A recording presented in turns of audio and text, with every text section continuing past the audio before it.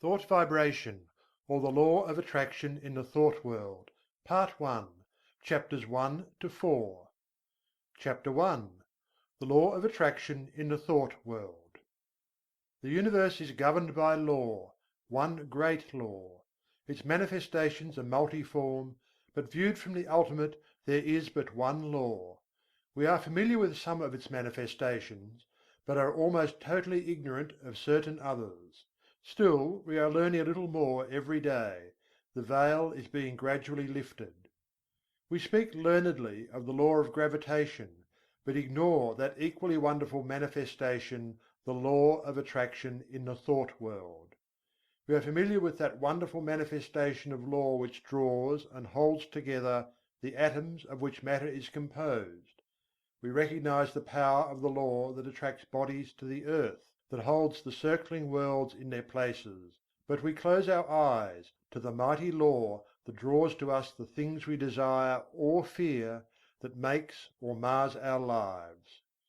When we come to see that thought is a force, a manifestation of energy, having a magnet-like power of attraction, we will begin to understand the why and wherefore of many things that have heretofore seemed dark to us. There is no study that will so well repay the student for his time and trouble as the study of the workings of this mighty law of the world of thought, the law of attraction. When we think, we send out vibrations of a fine ethereal substance, which are as real as the vibrations manifesting light, heat, electricity, magnetism. That these vibrations are not evident to our five senses is no proof that they do not exist. A powerful magnet will send out vibrations and exert a force sufficient to attract to itself a piece of steel weighing 100 pounds, but we can neither see, taste, smell, hear, nor feel the mighty force. These thought vibrations, likewise, cannot be seen, tasted, smelled, heard or felt in the ordinary way; although it is true there are on record cases of persons peculiarly sensitive to psychic impressions, who have perceived powerful thought waves, and very many of us can testify that we have distinctly felt the thought vibrations of others, both whilst in the presence of the sender and at a distance. Telepathy and its kindred phenomena are not idle dreams. Light and heat are manifested by vibrations of a far lower intensity than those of thought, but the difference is solely in the rate of vibration. The annals of science throw an interesting light upon this question. Professor Elisha Gray, an eminent scientist, says in his little book The Miracles of Nature: "There is much food for speculation in the thought that there exist sound waves that no human ear can hear, and colour waves of light that no eye can see. The long, dark, soundless space between 40,000 and 400,000 billion vibrations per second, and the infinity of range beyond 700,000 billion vibrations per second, where light ceases in the universe of motion, makes it possible to indulge in speculation." M. Williams, in his work entitled Short Chapters in Science, says: "There is no gradation between the most rapid undulations or tremblings that produce our sensation of sound, and the slowest of those which give rise to our sensations of gentlest warmth. There is a huge gap between them, wide enough to include another world of motion, all lying between our world of sound and our world of heat and light. And there is no good reason whatever for supposing that matter is incapable of such intermediate activity, or that such activity may not give rise to intermediate sensations, provided there are organs for taking up and sensifying their movements." I cite the above authorities merely to give you food for thought, not to attempt to demonstrate to you the fact that thought vibrations exist. The last named fact has been fully established to the satisfaction of numerous investigators of the subject, and a little reflection will show you that it coincides with your own experiences. We often hear repeated the well-known mental science statement, "Thoughts are things," and we say these words over without consciously realizing just what is the meaning of the statement. If we fully comprehended the truth of the statement, and the natural consequences of the truth back of it, we should understand many things that have appeared dark to us, and would be able to use the wonderful power, thought force, just as we use any other manifestation of energy. As I have said, when we think, we set into motion vibrations of a very high degree, but just as real as the vibrations of light, heat, sound, electricity. And when we understand the laws governing the production and transmission of these vibrations, we will be able to use them in our daily life, just as we do the better known forms of energy. That we cannot see, hear, weigh, or measure these vibrations is no proof that they do not exist. There exist waves of sound which no human ear can hear, although some of these are undoubtedly registered by the ear of some of the insects, and others are caught by delicate scientific instruments invented by man. Yet there is a great gap between the sounds registered by the most delicate instrument and the limit which man's mind, reasoning by analogy, knows to be the boundary line between sound waves and some other forms of vibration. And there are light waves which the eye of man does not register, some of which may be detected by more delicate instruments, and many more so fine that the instrument has not yet been invented which will detect them, although improvements are being made every year and the unexplored field gradually lessened. As new instruments are invented, new vibrations are registered by them, and yet the vibrations were just as real before the invention of the instrument as afterward. Supposing that we had no instruments to register magnetism, one might be justified in denying the existence of that mighty force, because it could not be tasted, felt, smelt, heard, seen, weighed, or measured. And yet the mighty magnet would still send out waves of force sufficient to draw to it pieces of steel weighing hundreds of pounds. Each form of vibration requires its own form of instrument for registration. At present the human brain seems to be the only instrument capable of registering thought waves, although occultists say that in this century scientists will invent apparatus sufficiently delicate to catch and register such impressions, and from present indications it looks as if the invention named might be expected at any time. The demand exists, and undoubtedly will be soon supplied. But to those who have experimented along the lines of practical telepathy, no further proof is required than the results of their own experiments. We are sending out thoughts of greater or less intensity all the time, and we are reaping the results of such thoughts. Not only do our thought waves influence ourselves and others, but they have a drawing power, they attract to us the thoughts of others, things, circumstances, people, luck, in accord with the character of the thought uppermost in our minds. Thoughts of love will attract to us the love of others, circumstances and surroundings in accord with the thought, people who are of like thought. Thoughts of anger, hate, envy, malice, and jealousy will draw to us the foul brood of kindred thoughts emanating from the minds of others, circumstances in which we will be called upon to manifest those vile thoughts, and will receive them in turn from others, people who will manifest in harmony, and so on. A strong thought or a thought long continued will make us the centre of attraction for the corresponding thought waves of others. Like attracts like in the thought world. As ye sow, so shall ye reap. Birds of a feather flock together in the thought world. Curses like chickens come home to roost, and bringing their friends with them. The man or woman who is filled with love sees love on all sides and attracts the love of others. The man with hate in his heart gets all the hate he can stand. The man who thinks fight generally runs up against all the fight he wants before he gets through. And so it goes: each gets what he calls for over the wireless telegraphy of the mind. The man who rises in the morning feeling grumpy usually manages to have the whole family in the same mood before the breakfast is over. The nagging woman generally finds enough to satisfy her nagging propensity during the day. This matter of thought attraction is a serious one. When you stop to think of it, you will see that a man really makes his own surroundings, although he blames others for it. I have known people who understood this law to hold a positive, calm thought, and be absolutely unaffected by the inharmony surrounding them. They were like the vessel from which the oil had been poured on the troubled waters. They rested safely and calmly while the tempest raged around them. One is not at the mercy of the fitful storms of thought after he has learned the workings of the law. We have passed through the age of physical force on to the age of intellectual supremacy, and are now entering a new and almost unknown field, that of psychic power.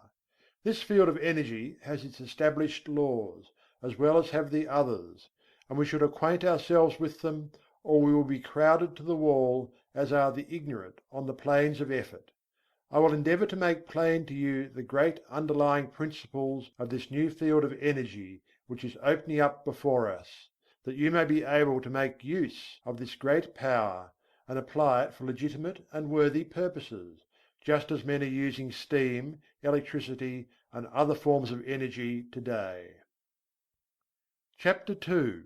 Thought waves and their process of reproduction. Like a stone thrown into the water, thought produces ripples and waves which spread out over the great ocean of thought. There is this difference, however: the waves on the water move only on a level plane in all directions, whereas thought waves move in all directions from a common centre, just as do the rays from the sun. Just as we here on earth are surrounded by a great sea of air, so are we surrounded by a great sea of mind. Our thought waves move through this vast mental ether, extending, however, in all directions as I have explained, becoming somewhat lessened in intensity according to the distance traversed, because of the friction occasioned by the waves coming in contact with the great body of mind surrounding us on all sides. These thought waves have other qualities differing from the waves on the water. They have the property of reproducing themselves. In this respect they resemble sound waves rather than waves upon the water. Just as a note of the violin will cause the thin glass to vibrate and sing, so will a strong thought tend to awaken similar vibrations in minds attuned to receive it. Many of the stray thoughts which come to us are but reflections or answering vibrations to some strong thought sent out by another. But unless our minds are attuned to receive it, the thought will not likely affect us. If we are thinking high and great thoughts, our minds acquire a certain keynote corresponding to the character of the thoughts we have been thinking; and this keynote once established, we will be apt to catch the vibrations of other minds keyed to the same thought.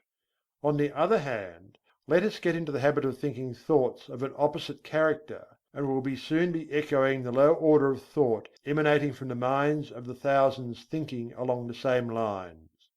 We are largely what we have thought ourselves into being, the balance being represented by the character of the suggestions and thoughts of others which have reached us either directly by verbal suggestions, or telepathically by means of such thought waves. Our general mental attitude, however, determines the character of the thought waves received from others, as well as the thoughts emanating from ourselves. We receive only such thoughts as are in harmony with the general mental attitude held by ourselves; the thoughts not in harmony affecting us very little, as they awaken no response in us. The man who believes thoroughly in himself, and maintains a positive, strong mental attitude of confidence and determination, is not likely to be affected by the adverse and negative thoughts of discouragement and failure emanating from the minds of other persons in whom these last qualities predominate. At the same time, these negative thoughts, if they reach one whose mental attitude is pitched on a low key, deepen his negative state, and add fuel to the fire which is consuming his strength, or, if you prefer this figure, serve to further smother the fire of his energy and activity. We attract to ourselves the thoughts of others of the same order of thought. The man who thinks success will be apt to get into tune with the minds of others thinking likewise, and they will help him, and he them. The man who allows his mind to dwell constantly upon thoughts of failure brings himself into close touch with the minds of other failure people, and each will tend to pull the other down still more. The man who thinks that all is evil is apt to see much evil, and will be brought into contact with others who will seem to prove his theory. and the man who looks for good in everything and everybody will be likely to attract to himself the things and people corresponding to his thought. We generally see that for which we look. You will be able to carry this idea more clearly if you will think of the Marconi wireless instruments, which receive the vibrations only from the sending instrument which has been attuned to the same key, while other telegrams are passing through the air in near vicinity without affecting the instrument. The same law applies to the operations of thought. We receive only that which corresponds to our mental attunement. If we have been discouraged, we may rest assured that we have dropped into a negative key, and have been affected not only by our own thoughts, but have also received the added depressing thoughts of similar character which are constantly being sent out from the minds of other unfortunates who have not yet learned the law of attraction in the thought world. And if we occasionally rise to heights of enthusiasm and energy, how quickly we feel the inflow of the courageous, daring, energetic, positive thoughts being sent out by the live men and women of the world. We recognize this without much trouble when we come into personal contact with people and feel their vibrations, depressing or invigorating as the case may be. But the same law operates when we are not in their presence, although less strongly. The mind has many degrees of pitch, ranging from the highest positive note to the lowest negative note, with many notes in between, varying in pitch according to their respective distance from the positive or negative extreme. When your mind is operating along positive lines, you feel strong, buoyant, bright, cheerful, happy, confident and courageous, and are enabled to do your work well, to carry out your intentions, and progress on your roads to success. You send out strong positive thought, which affects others and causes them to cooperate with you or follow your lead, according to their own mental keynote. When you are playing on the extreme negative end of the mental keyboard, you feel depressed, weak, passive, dull, fearful, cowardly, and you find yourself unable to make progress or to succeed, and your effect upon others is practically nil. You are led by, rather than leading others, and are used as a human doormat or football by more positive persons. In some persons the positive element seems to predominate, and in others the negative quality seems to be more in evidence. There are, of course, widely varying degrees of positiveness and negativeness, and B may be negative to A, while positive to C. When two people first meet, there is generally a silent mental conflict in which their respective minds test their quality of positiveness and fix their relative position towards each other. This process may be unconscious in many cases, but it occurs nevertheless. The adjustment is often automatic, but occasionally the struggle is so sharp, the opponents being so well matched, that the matter forces itself into the consciousness of the two people.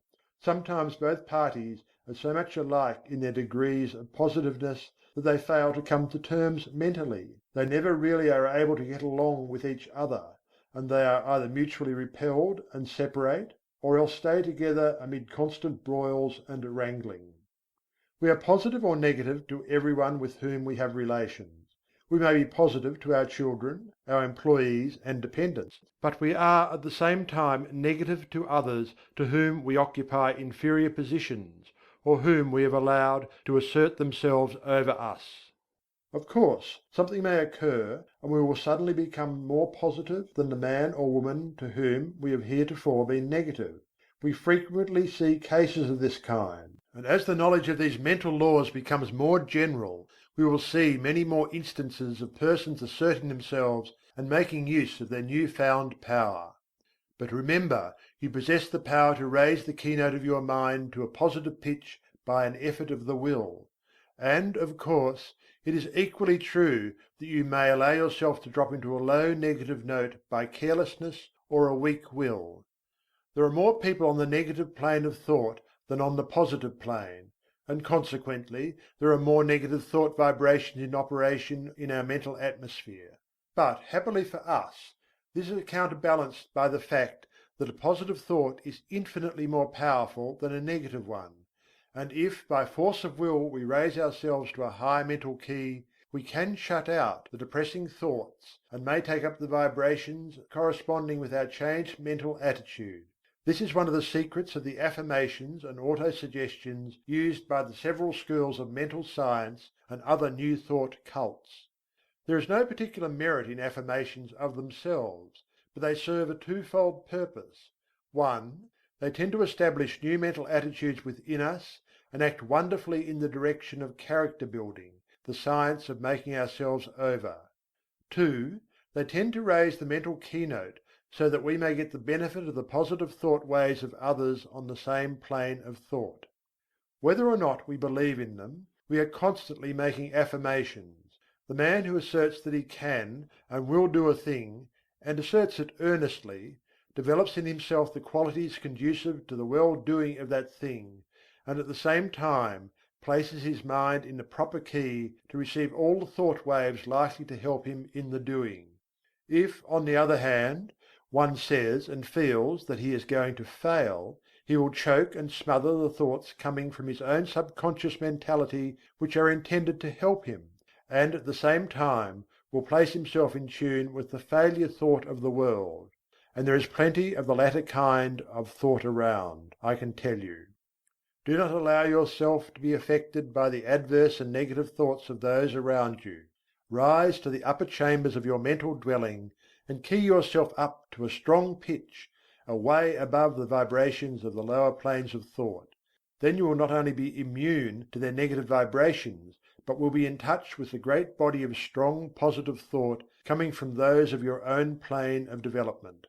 My aim will be to direct and train you in the proper use of thought and will, so that you may have yourself well in hand, and may be able to strike the positive key at any moment you may feel it necessary. It is not necessary to strike the extreme note on all occasions. The better plan is to keep yourself in a comfortable key, without much strain, and to have the means at command whereby you can raise the pitch at once when occasion demands. By this knowledge you will not be at the mercy of the old automatic action of the mind, but may have it well under your own control. Development of the will is very much like the development of a muscle, a matter of practice and gradual improvement. At first it is apt to be tiresome, but at each trial one goes stronger until the new strength becomes real and permanent. Many of us have made ourselves positive under sudden calls or emergencies.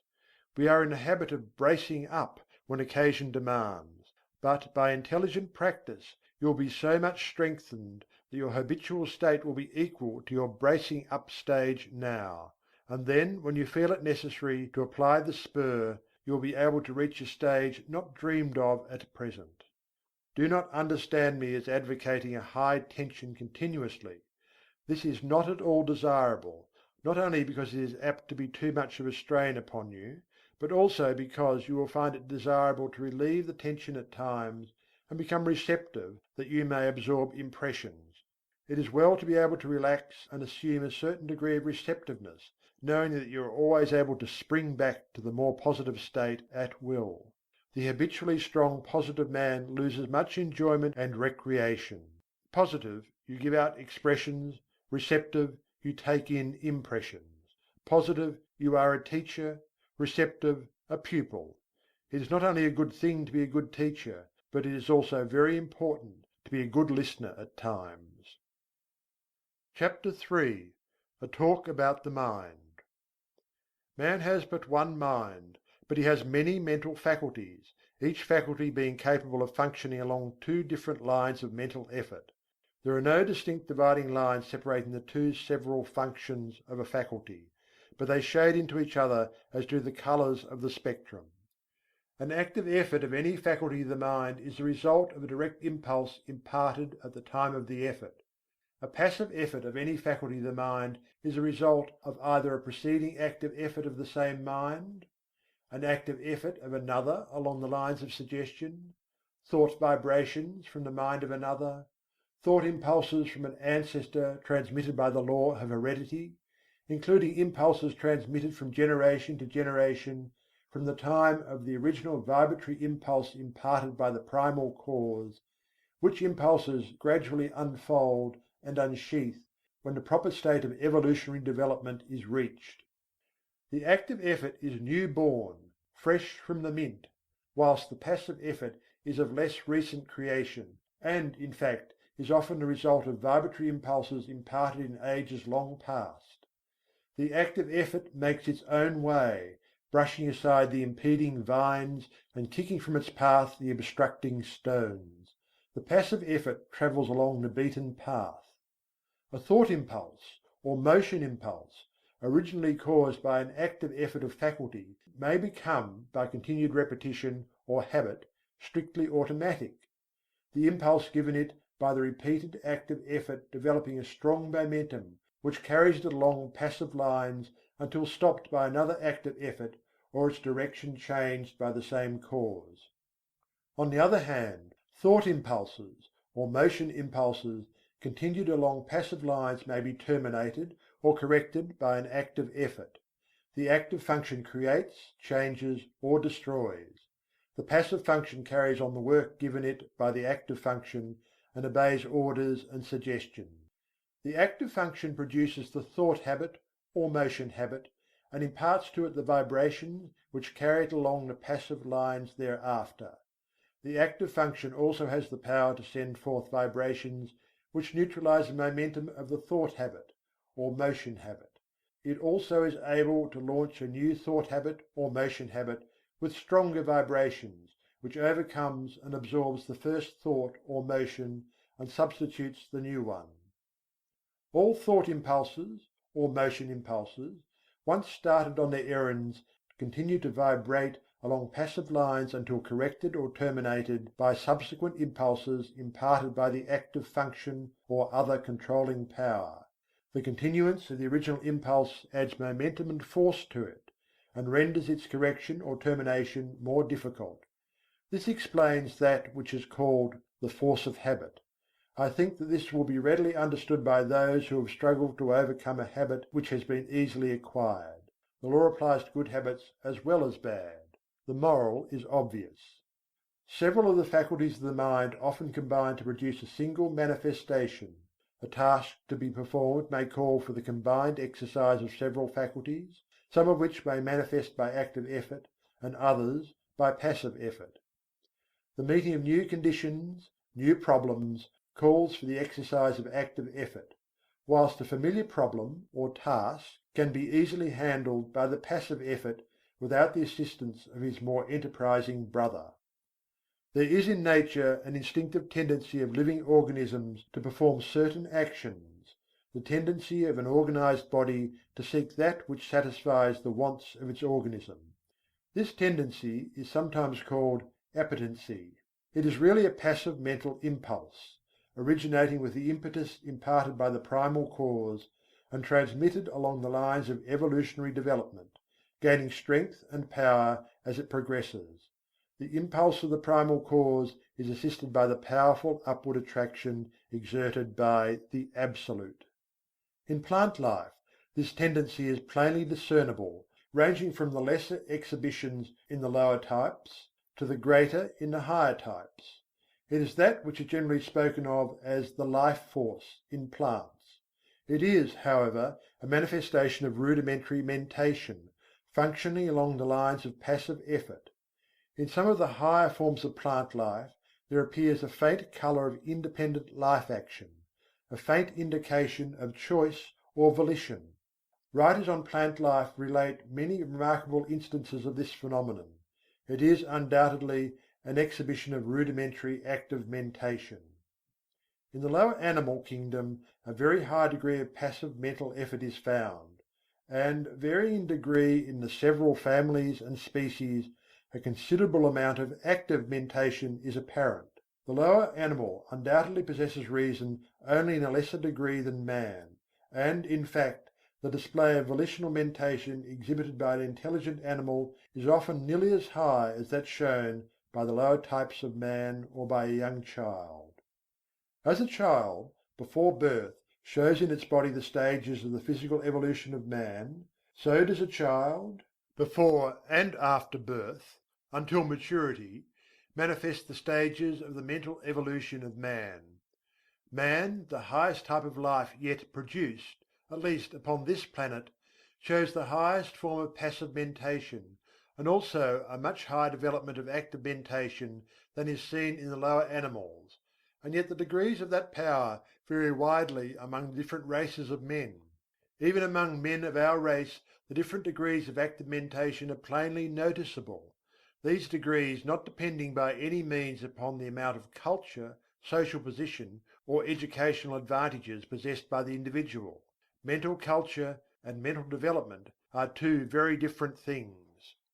You have but to look around you to see the different stages of the development of active mentation in man. The reasoning of many men is scarcely more than passive mentation, exhibiting but little of the qualities of volitional thought. They prefer to let other men think for them. Active mentation tires them, and they find the instinctive, automatic, passive mental process much easier.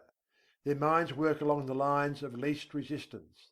They are but little more than human sheep. Among the lower animals and the lower types of men, active mentation is largely confined to the grosser faculties, the more material plane; the higher mental faculties working along the instinctive automatic lines of the passive function. As the lower forms of life progressed in the evolutionary scale, they developed new faculties which were latent within them. These faculties always manifested in the form of rudimentary passive functioning, and afterwards worked up through higher passive forms until the active functions were brought into play. The evolutionary process still continues, the invariable tendency being toward the goal of highly developed active mentation. This evolutionary progress is caused by the vibratory impulse imparted by the primal cause, aided by the uplifting attraction of the Absolute. This law of evolution is still in progress, and man is beginning to develop new powers of mind, which, of course, are first manifesting themselves along the lines of passive effort. Some men have developed these new faculties to a considerable degree, and it is possible that before long man will be able to exercise them along the line of their active functions. In fact, this power has already been attained by a few. This is the secret of the Oriental occultists and of some of their Occidental brethren. The amenability of the mind to the will can be increased by properly directed practice. That which we are in the habit of referring to as the strengthening of the will is in reality the training of the mind to recognize and absorb the power within. The will is strong enough, it does not need strengthening, but the mind needs to be trained to receive and act upon the suggestions of the will. The will is the outward manifestation of the I Am. The will current is flowing in full strength along the spiritual wires, but you must learn how to raise the trolley pole to touch it before the mental car will move. This is a somewhat different idea from that which you have been in the habit of receiving from writers on the subject of will power, but it is correct, as you will demonstrate to your satisfaction if you will follow up the subject by experiments along the proper lines. The attraction of the Absolute is drawing man upward, and the vibratory force of the primal impulse has not yet exhausted itself. The time of evolutionary development has come when man can help himself. The man who understands the law can accomplish wonders by means of the development of the powers of the mind, whilst the man who turns his back upon the truth will suffer from his lack of knowledge of the law. He who understands the laws of his mental being develops his latent powers and uses them intelligently. He does not despise his passive mental functions, but makes good use of them also, charges them with the duties for which they are best fitted, and is able to obtain wonderful results from their work, having mastered them and trained them to do the bidding of the higher self. When they fail to do their work properly, he regulates them, and his knowledge prevents him from meddling with them unintelligently, and thereby doing himself harm. He develops the faculties and powers latent within him, and learns how to manifest them along the line of active mentation as well as passive. He knows that the real man within him is the master to whom both the active and passive functions are but tools. He has banished fear and enjoys freedom. He has found himself. He has learned the secret of I Am. CHAPTER IV. Mind Building. Man can build up his mind and make it what he wills.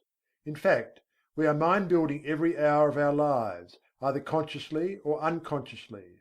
The majority of us are doing the work unconsciously, but those who have seen a little below the surface of things have taken the matter in hand and have become conscious creators of their own mentality.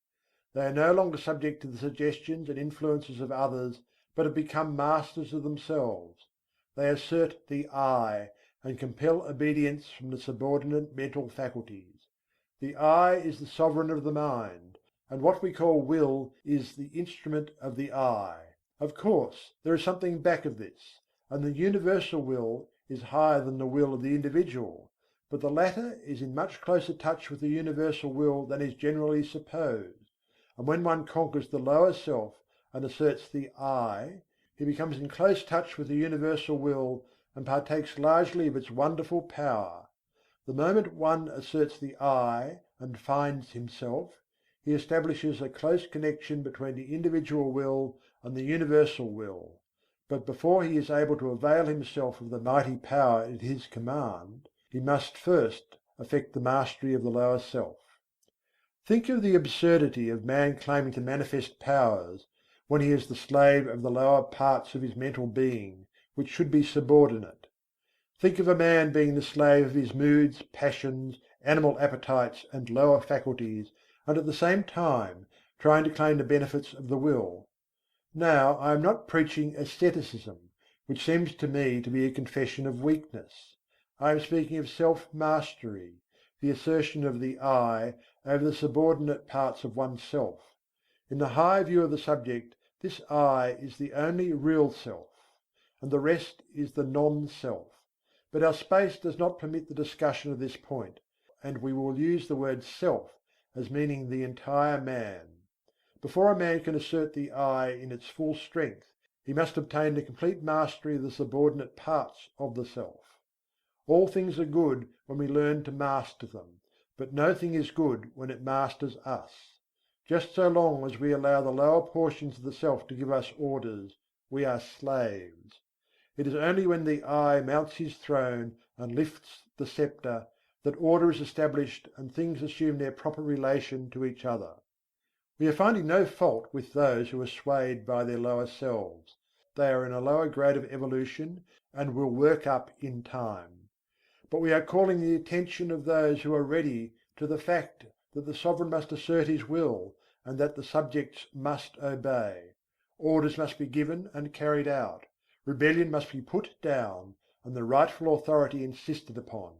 And the time to do it is now. You have been allowing your rebellious subjects to keep the king from his throne.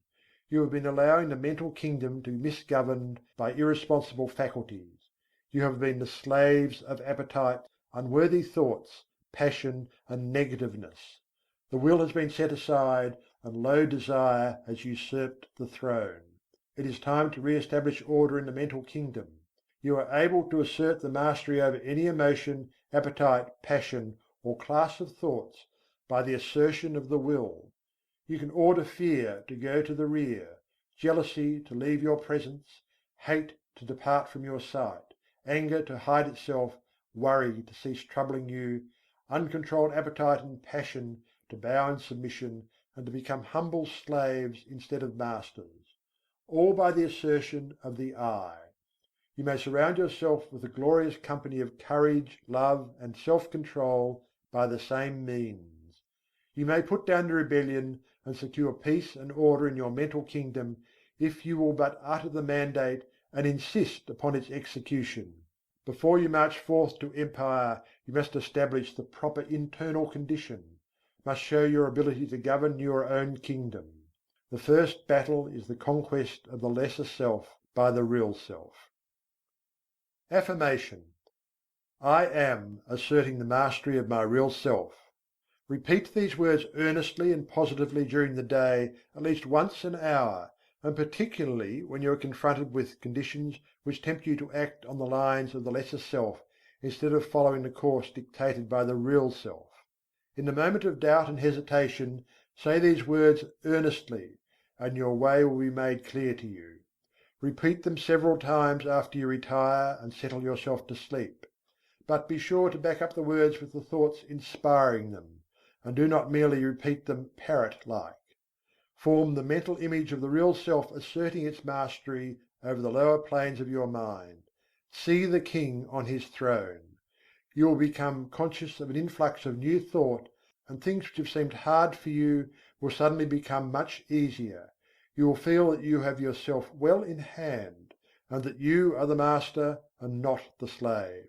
The thought you are holding will manifest itself in action, and you will steadily grow to become that which you have in mind. Exercise. Fix the mind firmly on the higher self, and draw inspiration from it when you feel led to yield to the promptings of the lower part of your nature. When you are tempted to burst into anger, assert the "I" and your voice will drop. Anger is unworthy of the developed self. When you feel vexed and cross, remember what you are and rise above your feeling. When you feel fearful, remember that the real self fears nothing, and assert courage. When you feel jealousy inciting, think of your higher nature and laugh. And so on, asserting the real self, and not allowing the things on the lower plane of mentality to disturb you. They are unworthy of you, and must be taught to keep their places. Do not allow these things to master you.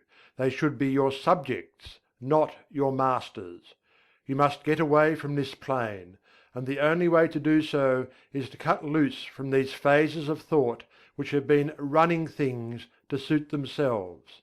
You may have trouble at the start, but keep at it, and you will have that satisfaction which comes only from conquering the lower parts of our nature. You have been a slave long enough. Now is the time to free yourselves.